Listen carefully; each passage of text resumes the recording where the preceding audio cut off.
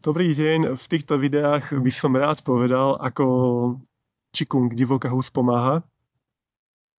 Pozrieme sa trošku na také praktické príklady. V čínskych nemocniciach, konkrétne v Pekingu, sú doložené a zaznamenané prípady, kedy sa ľudia tým, že cvičili Qigong divokú hus, vyliečili z ťažkých onkologických stavov, ďalej sa dostali z ťažkých psychických ochorení, napríklad z epilepsie. Takže divoká hus vám pomôže aj v takýchto veľmi ťažkých stavoch. Okrem toho pomáha na akékoľvek problémy s mobilitou, s hybnosťou. Teda ak máte problémy s krížami, s platničkami, s krčnou chrbticou, s ramenami, s akýmikoľvek kĺdmi, tak divoká hus je v tomto smere absolútne jedinečná. Dokáže vám s týmto pomôcť a nielen pomôcť, ale dokáže vám aj stav vrátiť späť.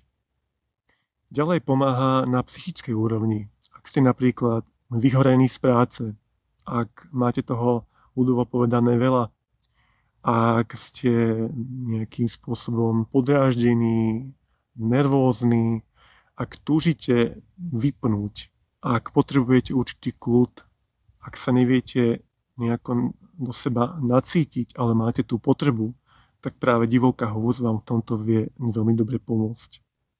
Divoká hus takisto veľmi dobre pomáha aj na určité respiračné problémy, problémy s dýchaním, plúcami, veľmi dobre zvyšuje imunitu, podporuje celkovú tonizáciu tela, zlepšuje prekrvenie tela, zlepšuje lymfatický systém, zlepšuje činnosť centrálnej nervovej sústavy.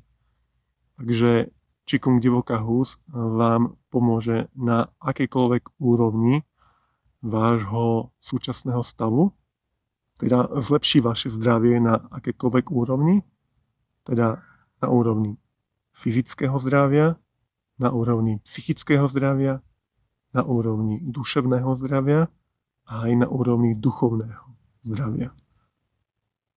V ďalšom videu sa pozrieme, ako funguje divoká hus na tých jemnohmotných sférach a pozrieme sa aj do zákulisia divokej husy.